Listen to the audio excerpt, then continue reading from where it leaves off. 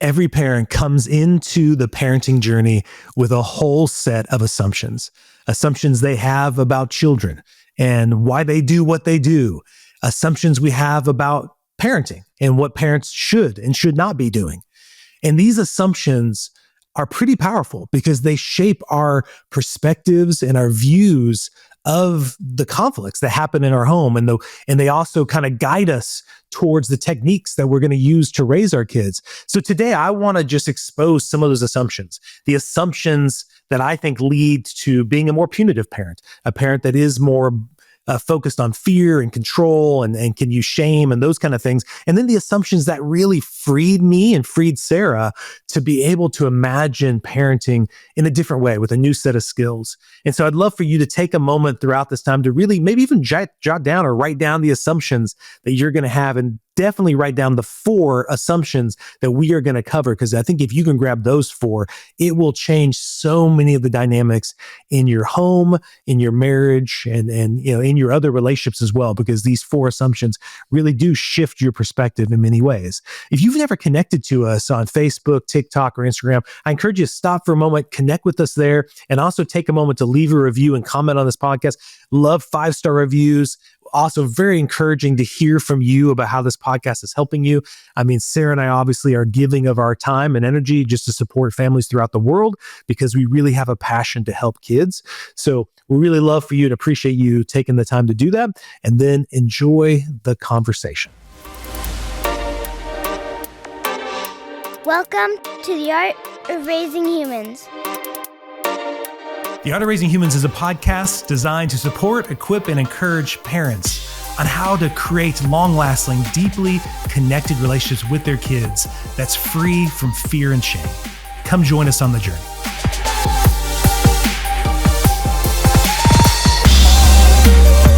Hello and welcome to The Art of Raising Humans. I'm Kyle. I am Sara. And Sara, today I want to talk about assumptions. All right? There's a lot of assumptions I think we came into parenting with, right? And a lot of assumptions that in general, when we're helping parents shift how they're parenting and the ways in which they're approaching conflict with their kids, there's a lot of like really deep wired assumptions about what parenting should be and how we should do this thing with kids. And I think it sometimes can make it a challenge to then move away from fear-based or shame kind of based techniques, right? Yeah. Punishment. Kind of these belief systems that exist in society. Yeah. You know, I think we'd say them about other humans, but definitely about children. You know, it's sort of like, well, I mean, you just assume this has got to be true. This That's saying right. is true. Yeah. Yeah. And so a couple weeks ago, we really dived into the idea of punishment and trying to help listeners have a different imagination of what it could look like if you don't do punishment. They just wanting to like give them an opportunity to spend some time going, what would it look like if we never did punishment? Just entertain it a little bit. But I feel like with this podcast in particular, I was thinking, why was it so hard for me in many ways to want to change that? And even when we decided to change it, there were still times, I mean, we're just being honest with you listeners, I did want to punish, because in my brain, there were still these assumptions I had in my mind that I really kind of needed to not only let go of, but also receive a new set of assumptions or presuppositions, right? Yeah, because if they're in there, right, you have these belief systems, then when you're trying to do something new, there's definitely that rises back up and goes, now, wait a second, that's not going to work because what about this? This is true, right? This is a fact that I live from, and those will creep up over time. So even maybe you're contemplating this, but maybe you're actually on the road like us. We've had many times we're like, wait, are we sure? Yeah. Are we sure? And it's those belief systems fuel that questioning. Yeah. Well, and those belief systems, those assumptions, it inevitably start to shape how we like our perspective of our kids, the ways in which we interpret their behaviors and our roles in those moments. And the way we're going to interact in those moments, all fueled by that. Well, and these assumptions I'm going to bring up that I think many listeners can relate to, they end up, what they led for me as a parent was the need to control the kid's behavior and use punishment to change it. Okay. And as parents, we need to like one of the ones I would like to point out first, that this was a big one for me, that as parents, we need to push them to do better, because if they don't, they're always going to choose the easy way. Yes. And I know that was a big trigger of mine. Every time the kids were like, but I don't want to do it unless it's fun. And I'd be like, oh, these kids, they need to learn that life is difficult. That's right. It's not supposed to be fun all the time. Right. Yeah. You can't make everything fun. You think I can make work fun every time? You think mowing the lawn's always like my brain would start going and I would see them saying, can we make this fun? As like, oh, this is what kids try to do, try to make everything fun. And it's our job as parents to let them know it is hard. Life is difficult. Yeah. And you have to embrace that. And I think that's a bit of a survivor thing too. I mean, we've had lots of hard moments in history. And so there's always this piece of, if I don't tell them that life is hard and make them push through, then when something hard happens in their life, they won't be able to. And it's all going to be downhill from there, Well, so I would ask the listeners, as we're kind of talking about some of these, be thinking about your own assumptions, ways in which what you believe about kids, about who they are, about why they do, what they really need from us, right? Especially in culture in general, there's a lot of conversations about this, fear of raising snowflakes or weak kids and all those kind of things definitely pop up in our minds too. We want kids who are resilient and are courageous, able to face fear, do hard things. All those are good, but there's a lot of underlying assumptions under that about how we get there that I think are harmful, right? And so first of all, like I think one of the assumptions is, or one of the ways we look at it that kind of changed was when a kid is making a mistake or they do something like they lie or like they cheat in some way. Are they doing something bad, like they did a bad behavior, and now it's our job to somehow make them do good, or are they just lacking a skill? Like, are they lacking a skill? Did they not know how to get what they wanted without doing that? Yeah. Like they thought that was the best way to do it, But immediately my assumption was that kid knows what they're doing and they're doing bad and bad needs to be punished. Now, I thought that one was really, really powerful for me. That shift to looking at it as a lacking skill instead of an intentional bad behavior. And sometimes I'm not saying the kid isn't choosing to even do that, right? But that shift of, okay, if the child has chosen to fill in the blank, whatever you want to say, so whatever they're doing, they're choosing to do it. I'm still looking at that going, oh, why'd they choose that? Yeah. They curious. didn't know how to get what they wanted or to say this or do this or whatever it is. They didn't know how. I need to teach them the skills they need. It was a switching it to a lacking skills instead of just something's corrupt in this child. It's a huge game changer. Yeah. It was a very, very like the assumption is they are going to do bad unless I make them do good. As opposed to you saying, I wonder what they were trying to accomplish there. And is there a skill that I could teach them or model to them that would help them do it in a better way? Right. Yes. And that's actually what the kid is. I mean, that's one, the assumption, if you think about it, is kind of strange that the kid, I mean, we've heard this kids as young as 6 months, right? Yeah. That little baby. They're crying because they're trying to manipulate you, right? That they are trying to manipulate you and then they're trying to get control of you. And there is this fear going back to that stuff. I need to be in control of them. I cannot let them be in control of me. Instead of you imagining another way you could view it is I need to be in control of myself to teach them how to control themselves, But that never even crossed my mind. I thought it's your job as the bigger person. You have to make sure you have the power, the control.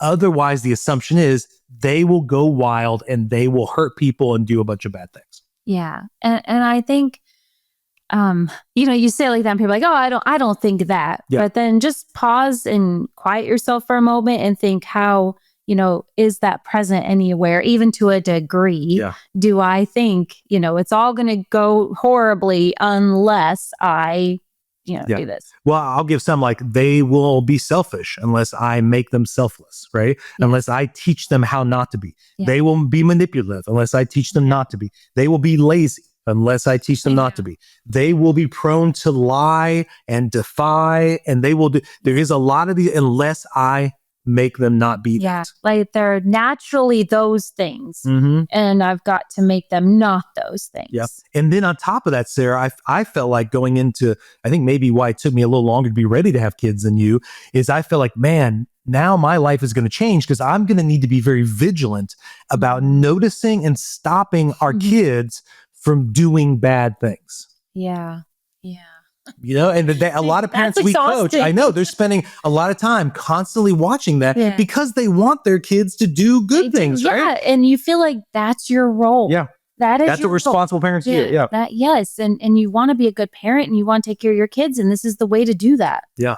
And I'm going to list some kind of statements that I hear on a constant basis working with parents about how people view conflicts with kids. Okay. One I hear quite often is you don't negotiate with a terrorist. And typically that's followed by a laugh. We kind of laugh. We know you don't really believe your kid's a terrorist, but I do think that's an assumption that we're already putting our kid, nobody wants to be called a terrorist and the kid isn't trying to terrorize us. But those kind of statements, although they're meant to be funny or sarcastic, they're really revealing something, right?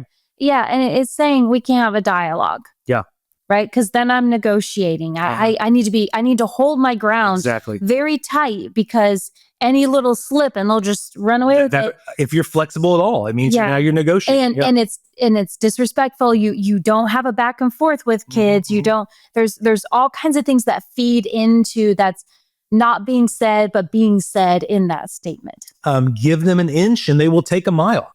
Yeah. Kind of similar to it, right? If you have that back and forth, if you're actually being flexible, listening to their needs, taking them into account, then they're likely to just keep pushing it. So you have to be rigid. You have to hold that line. You have to, and that leads to the next statement. You have to show them who's boss. They have to know that you are the boss. You're the one that tells them what to do.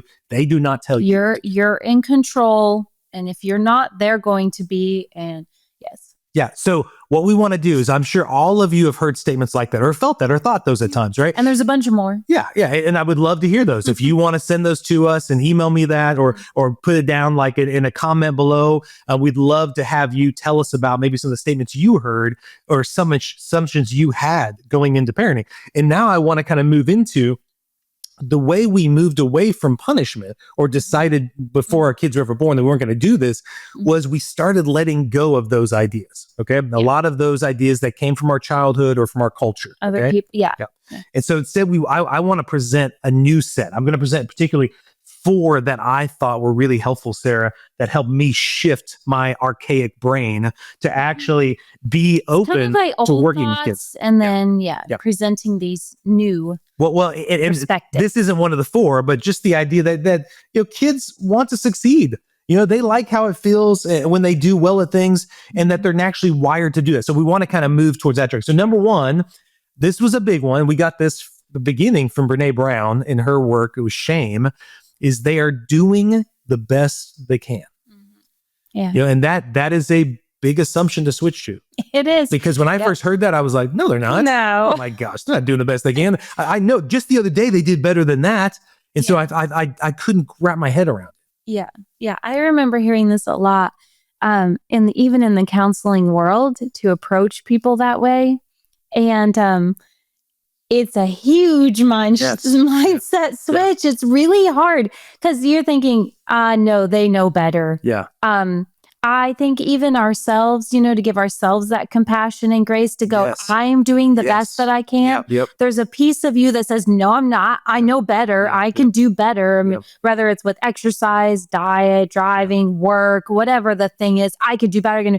But then there's another piece that knows that for whatever reason, maybe you're grieving, maybe you're stressed, you're doing 50,000 different things. You really are kind of doing the best for where you're at right now in your life. And to just allow yourself that grace. We often don't allow ourselves that grace, which also means we don't allow our children that grace. Well, even Sarah, going deeper than that is once you understand the brain science, once you see the behavior of the adult or the kid, you'll go, oh yeah, that was kind of the best they could do in that moment, right? Because for instance, I'm thinking like when you're in pain or when you're sick or when you're overwhelmed or you've been rejected in a relationship, like you just aren't doing it as well as you've done in the past when you felt, which like when you think about it, just take a moment. It totally makes sense. Like when I feel safe and loved and our relationship's great and my friendships are awesome. Yeah, am I doing better? I am, because everything's great. But when I'm not doing great, then what you were talking about is moving away from the judgment, which is, oh, I think you could do better, to curiosity and saying, I wonder what's going on. Yes. You know, and maybe the kid's hungry. Maybe the kid's tired. Maybe the kid's jealous. Maybe the kid is sad. Yeah. Maybe something happened earlier in the day. Yep. But just because somebody has done something or you feel they're capable, there's always more to the story. Yeah. And they're doing the best. And maybe in that moment, they do have something triggered them. And so they're not doing as good as they could do or something, but they're doing the best they can do in that moment with all things considered, Yeah. And I think Brene even talks about with that, it doesn't actually help you to believe the other. When you start to believe they aren't doing, it actually is going to hurt your relationship with them. Like they're going to be less open, less receptive, less honest, because they believe you're already in this place of judgment and you're on this high spot and you're telling them that they could. And the kid's like, I don't think I could. Like, I felt like I was doing the best I could in that moment, because I was overwhelmed or whatever. Okay. So that's, to me, that was a huge assumption. That shit changes, to me, everything. How I interact with you as a spouse, my friends. If you're not, just give yourself the challenge for a few days to look at everything, no matter where you're at, the grocery store, whatever. Just think, they're doing the best they can in that moment. Just like watch what happens inside of you, what comes up for you. And when you say it about yourself, when you say it to yourself, because I think we have that internal voice running all the time that says you're not doing as really works for me in traffic. Got to do that in traffic. So number 2 is they are motivated to do things that they feel competent and successful at. Like all of us do that, right? I know, that's like, this is just humans. This is just humans, but definitely for children. Yeah. Well, and so that's why some of these parents are confused why kids want to play video games so much, right? I mean, video games are very compelling because the kid is playing a game they feel competent and successful at. I tell parents all the time, they're not playing video games they suck at. They're only playing the video games that they feel that they're good at, right? Yep. And same with us. We do the same. There's so many things that I don't want to do around the house because I don't feel like I can do them. So I'd rather pay somebody else. I don't try to be a plumber. I don't try to could I learn it? YouTube, all the information's there. I could learn it probably, but I don't want to take the time to do it because it doesn't feel good to me. Where there's other people I admire, other dads or moms who go, I want that challenge. I want to go learn how to do that, right? Because they feel competent and successful at learning it and doing it. But if they failed, you would see that. Are you talking about me? That's right. You would see that go down. I mean, just think about if I, let's say I went out and tried to play ping pong, never played ping pong. Little did I know I'm a ping pong expert. Somehow I have this natural talent. I know I'd be out there playing ping pong. I would think, wow, I didn't know I could do this, so good at right? This. Yeah. And, or if you gardened or whatever it was, whatever you're successful at, you want to keep doing. And children are the same way. What I think we've all experienced that, Sarah, like that ping pong metaphor, is we've had activities that we're good at, and then maybe we hit a wall to where we run into people who are much better. And like you said, we're failing again and again. And then we're like, I don't like that activity anymore. Yes. Right? And so we quit things. So this is a big assumption, though. This goes back to what you believe about kids' motivation. Like your kids, this is scientifically proven, they are wired to master skills. I mean, go back to when they were babies. They wanted to walk. They wanted to. You didn't have to convince them. You didn't have to be like, no, honey, really, I'm telling you, walking is an important thing in life. I want to sit the rest of my life, right? Like they actually want to sleep, even though it's like they may fight it. They actually do want to sleep. It's just many times it's difficult because they think they're missing out on something, right? Yeah. But they actually want to master reading. They want to master math. It feels really good. Competence feels really good. It boosts our, how we feel about ourselves is really tied to our level of how competent we feel in tasks in life. Obviously if I threw you into, you need to make, I don't know, Thanksgiving dinner or something, you would not feel great about yourself. You wouldn't, because you lack the competence. You're like, I got this. I know I'm a great chef. I know how to make, you would go into that situation different. Children are the same way. Yeah. And even every kid I've talked to, Sarah, about school, and this comes up a lot with school, as parents think that the kid is lazy or unmotivated, and they would not get grades unless they threaten them or somehow we're on top of them constantly. It's a real big conflict. Yeah. Every kid in that situation, I've asked them, what kind of grades do you want to make? And they've all said A's and B's. Yeah. Occasionally I'll hear a C, but even in those C's, the kid will tell me because they think that teacher doesn't really like them, or they think that subject in particular is very difficult for them, And so there'll be this like even ownership of like, I think the C is the best I can do in that class because of these difficulties, right? But they want to succeed. There's actually like listeners, I hope there's actually like a dopamine hit. There's a serotonin. When we learn new things, like when I was learning how to play guitar, every time I learned a new song, there would be this joke. I'd want to learn another new song, right? But if I kept playing guitar and I couldn't seem to learn any songs, after a while, I'd stop playing guitar, Yes. Yep. So when you're seeing the kids looking unmotivated and lazy, that's why this assumption is so important. Your kid does want to succeed. Your kid does want to feel competent. They have the same goals you do in regards to that. They want to master these skills. For whatever reason, they don't believe they can. And that's why you're seeing a lack of motivation. Yes. Yeah. You see kids who are, let's say they're geniuses or really smart or they're gifted and talented. I'm going to use the terms that you hear out there. Those kids aren't the ones you're like, now come on. Yeah. Right? It's the kids who are struggling. They don't feel competent. If you feel good at something, you're going to do it. If you don't feel good at it, hitting roadblocks, whatever those obstacles may be, then you're not going to keep turning in that. Let me do more of that. Yeah. But Sarah, there's so many kids I see that's what their early childhood was like. Elementary school, even middle school was easy. And then high school comes, for whatever reason, it's not easy, And then many of them start to like feel less motivated and the parents are confused. Like, why are they not doing? Well, it's because now the kid thinks that they aren't going to be successful in this subject, or they don't feel as competent in it, and it just doesn't feel good. So they back away from it. Okay. The third assumption that I thought was very helpful to me, and I know this may sound silly to some of your listeners, but I believe the opposite, right? Is the idea that they don't want to upset you. They actually know better than you do that their connection with you is vital to their survival. Like, I mean, I know this sounds super immature and dumb on my part, but I'm just being honest. When we had our first child, our oldest, who's 15 now, whenever she was a baby, I thought she was waking up just to annoy me. I thought, how do you not know that I need to work tomorrow and I need some sleep? And so it sounds silly, but that thought would cross my mind, like, especially once, and this is why a lot of conflict happens when the kid is 2 or 3, is the parents like, no, now they know. Like, I explained to them that when they do that, that upsets me. Yeah. So somehow I would think the kid is doing it to purposely upset me. But now what we know is, if you come with something they don't want to, then you can be curious and say, then what was that for? And what a lot of the research will tell you, it's because they think that's the only way to connect with you. That's the only way you'll notice them, is if they act up or mess up. It's really not like they think they want this, but they think they have to accept that. Yeah. And they don't know other ways. They don't always know other ways to get their needs met, right? So that's where they're lacking skills. And they're like, I'll try this. They're coming into the world trying to figure out how the world works. They don't know how the world works. So they're going to try different things to see the effect of that. Yeah. And we need to look at it that way, as they're little scientists. They're like, oh, does this, or what about this? And what about that? Yeah. And it's not a personal attack. It's not that they're evil or bad or something's broken or wrong. Their brain is sorting through things. So we want to come alongside and go, oh, you know what? I can help with that. Yeah. Well, I like that. You mentioned in the notes here too, like, I like the idea of them being little scientists and us joining with them. Instead of seeing them as being manipulative, we just see the behavior as communication, right? Yes. So whatever, they're actually not trying to upset you. Or also, even in this, I guess, honey, I didn't put this down there, would be another assumption in this third one, is just they're not inherently broken.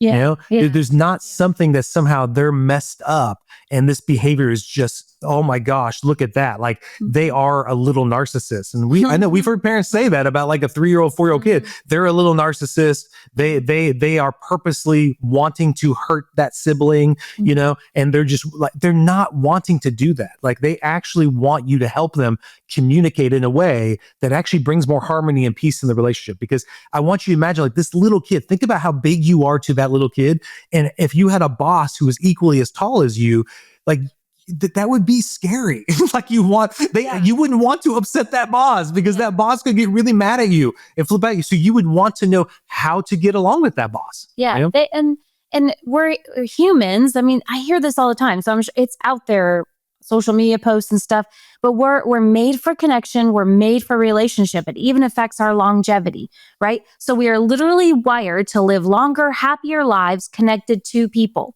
So children very much are wired that way for survival. Yep. They want to be connected to you. They want to be in relationship with you. They are not trying to threaten that relationship. Yep. If you feel like that, just shift it. Cause I'm saying we've been there. Yeah, we've been there. We're speaking Yes. from Experience. Yeah. So it's not a judgment, but for me, it's like, I got to shift that because that's not how they're made.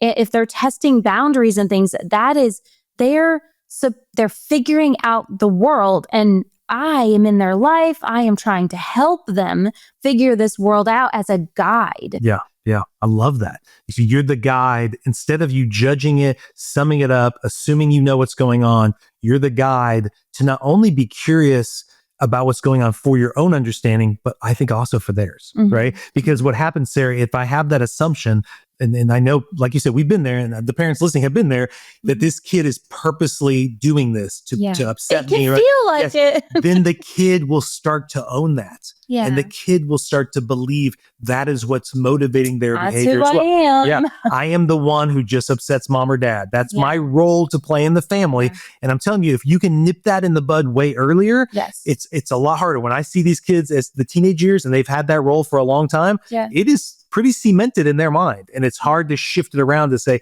dude, I don't believe that's who you are. You know?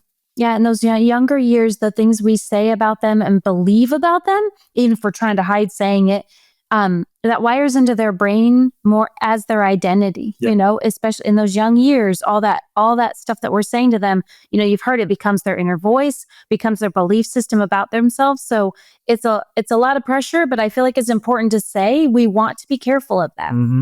Well, and then the fourth one, and we'll end on this. I'm sure there's more we could talk about, but the fourth one I want to talk about is that kids are naturally helpful. Right? That was a big shift for me. Like, I really felt like you had to make kids help. That kids didn't want to. And so what that did, Sarah, that caused me, anytime there was any pushback at all, when I asked them to do something helpful, it was like, see, there it is. See, kids don't want to help. Like, I remember even saying, hey, I'd like your help getting the groceries out of the car. And if they didn't go, yay, then I was like, see, there you go. Kids don't want to help. But what I've noticed with the thousands of kids I've had a chance to work with, and you as well, is kids actually want to help.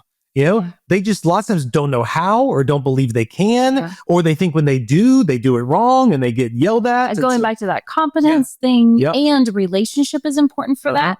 If it, depending on how you're asking or how your relationship with that child, that will speak to how helpful they seem to be in that moment, right? Even you and I, if you and I are not in a good place in our relationship, you asking me to help is going to be very, very different. I'm much more resistant and closed off. Yeah. No, I love that example. And that's true for children. It's true in any relationship, So. And just imagine if you have a family where everybody believes everyone wants to help each other.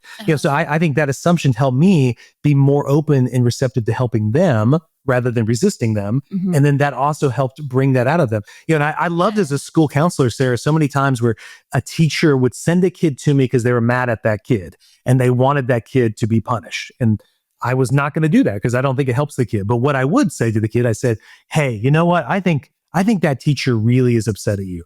You know what I think we could do about this? What if you stayed after school for about 20 minutes after school was over and you helped that teacher clean her classroom or clean? And almost every time that kid would have a smile on their face and say, can I do that? Because the kid was like, oh, that'd be so cool. And what I secretly was doing was I was trying to repair that relationship with the teacher because the teacher assumed that cleaning her classroom was a punishment.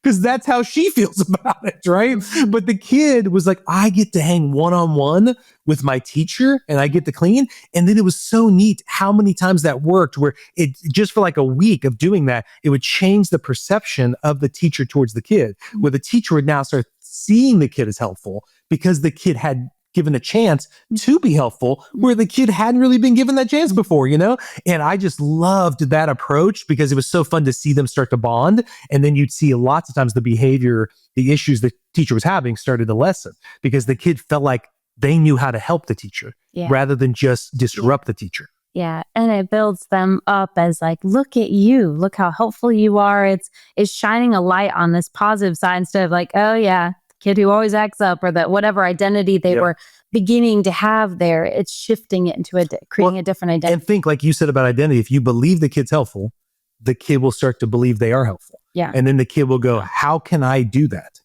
Like it has been really, there's a lot of things we're still always working on with our parenting. But one of the things, I know it sounds silly, but I brought up the grocery idea, but the fact that with all 3 kids, if you or I come home with groceries, like, hey, groceries here, they go out to help. Not because they're going to get punished or yelled at if they don't, but because they feel like that's part of what we do, and that you and I would get up and go help too. And we've modeled that and invited them into that because we believe at their core, they want to help, and that changes it. When they're not being helpful, then you go, what's going on there? Yeah. I wonder what the resistance is because I believe they do want to help, So I hope these assumptions, both the negative ones that we tend to come into, and then these 4 positive ones in particular that we spoke about, can help you start thinking about your own assumptions. What are the assumptions you have about raising kids, about being a parent?